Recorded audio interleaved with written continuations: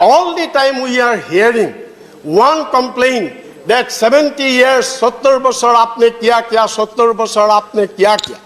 हाँ, 70 बरस तो हमने नहीं किया, कुछ नहीं किया, लेकिन बीजेपी में किया।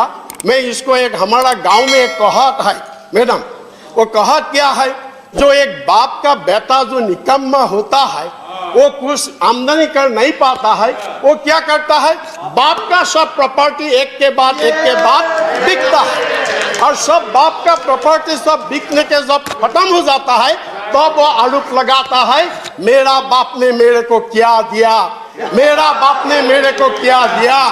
तो यही है हाल, यही है। आप देखिए मैडम, मैं ये नीति आयोग का है, मेरा नहीं है, जो जब first prime minister India Jawaharlal Nehru, he created 33 number of PSUs, no privatization. Lal Bahadur Shastri, he created 5 numbers of PSU, no privatization. Indira Gandhi created 66 numbers of PSU, no privatization. Morarji Desai created 9 number of PSU, no privatization. Rajiv Gandhi created 16 number of PSU, 16 number of PSU, no privatization. VP Singh created 2 number of PSU, no privatization. PV Narasimha Rao created 14 number of PSU, no privatization. I.K. Gujral, H.D. Devegowda created 3 number of PSU, no privatization. Then Atal Bihari Vajpayee, he created 17 numbers of PSU. There is 7 privatization.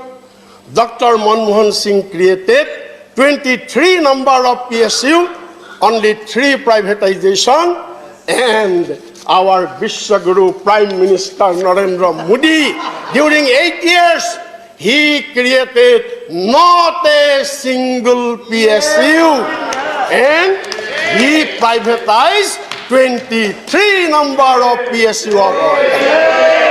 यहां पर कांग्रेस के सांसद ने बेनकाब कर दिया।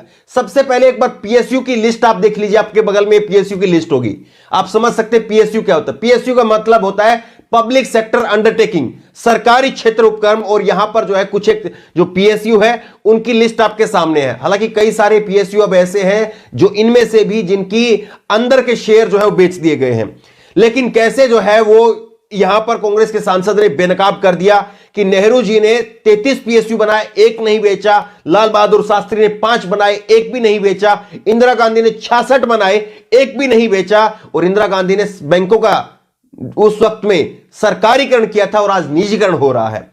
और उसके बाद में मोरारजी देसाई ने 9 बनाए, एक नहीं बेचा। राजीव गांधी ने 16 बनाए, एक भी नहीं बेचा। वीपी सिंह ने 2 बनाए, एक भी नहीं बेचा। अटल बिहारी वाजपेयी के समय पर भी 17 पीएसयू बने थे। मोदी सरकार ने क्या बनाया? उसके बाद में आई के गुजराल और एचडी देवगौड़ा ने 3 बनाए। अटल बिहारी वाजपेयी में 17 बने, हम बता चुके हैं। मनमोहन सिंह ने 23 बनाए, 23 बने मनमोहन सिंह के समय पर। और मोदी सरकार ने 23 बेच दिए, एक भी बनाया नहीं, 23 बेच दिए। यह सच्चाई है। और आप इसी बात से समझ लीजिए, अगर सरकारी अस्पताल नहीं होते, जरा सा अगर आपको लग रहा है कि हां प्राइवेट चीजें हो जाए तो ज्यादा अच्छी है, तो आप ये बात समझ लीजिए कि अगर सरकारी अस्पताल नहीं होते तो कोरोना के समय पर जितने लोग मरे हैं उससे न जाने कितने ज्यादा लोग मर जाते हैं। और गरीब क्षेत्र में आप दूर दराज के गांव के इलाके में चले जाइए, अभी भी लोग जो है वो सरकारी अस्पताल की तरफ भागते हैं, क्योंकि उनको मालूम है वहां पर फ्री में मुफ्त में इलाज हो जाएगा। प्राइवेट में जाएंगे तो जेब काट ली जाएगी, लाखों रुपए का बिल बन जाएगा। तो ये सच्चाई है, और इसीलिए जो है वो सरकारी क्षेत्र का जो है वो बचाव किया जाना चाहिए। अब आपको दिखाते एक वीडियो, आपको देखिए वीडियो, आप देखिए कैसे नरेंद्र मोदी जी कहते हैं मैं एनसीसी का सक्रिय कैडेट रहा हूं।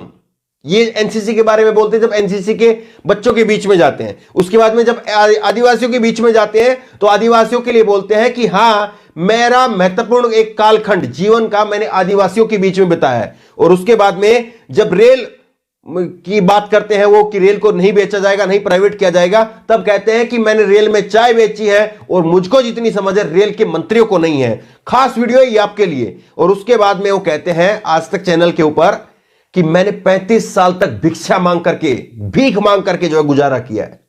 और फिर एक इंटरव्यू, और पुराना इंटरव्यू है इनका, उसमें वो कहते हैं कि मैंने हाई स्कूल तक पढ़ाई की है, और फिर उसके बाद में अमित शाह आते हैं, वो कहते हैं मैं बीए और एमए की डिग्री सार्वजनिक कर रहा हूं। इससे ज्यादा झूठ और क्या बोला जा सकता है? देखिए आप। कि मैं भी कभी आप ही की तरह एनसीसी का सक्रिय कैडेट रहा, कि जीवन का एक महत्वपूर्ण कालखंड मैंने आदिवासियों के बीच में बिताया। रेल के डिब्बे में चाय बेचने वाले को रेल की मुसीबतों का जितना पता होता है उतना रेल मंत्रियों को भी पता नहीं होता। मैं 35 साल तक भिक्षा मांग करके खाया। पहली बात तो मैं कोई पढ़ा लिखा व्यक्ति नहीं, स्कूल तक पढ़े, मतलब प्राइमरी स्कूल तक, हाई स्कूल तक। प्रधानमंत्री जी की बीए की और एमए की दोनों डिग्रियां सार्वजनिक करना चाहता हूं। यह वाकई दुर्भाग्य है कि इतनी झूठ बोलने वाले नेता आज देश पर राज कर रहे हैं।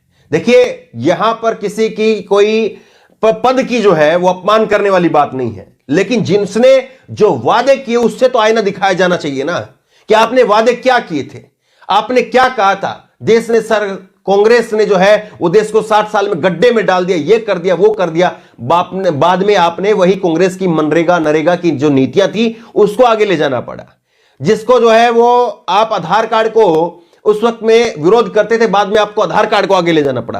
कांग्रेस की नीतियों को आपने आगे बढ़ाया, तो जो पहले की जो नीतियां रही थी, मनमोहन सिंह ने 23 पीएसयू बनाए, आपने एक नहीं बनाया साहब, आपने 23 बेच दिए। और फिर कहते हैं मैं देश नहीं बिकने दूंगा, मैं देश नहीं झुकने दूंगा। और सच्चाई क्या है? सच्चाई ये है। तो बहरहाल इस वीडियो को ज्यादा से ज्यादा शेयर करिए, दिल खोल करके शेयर करिए।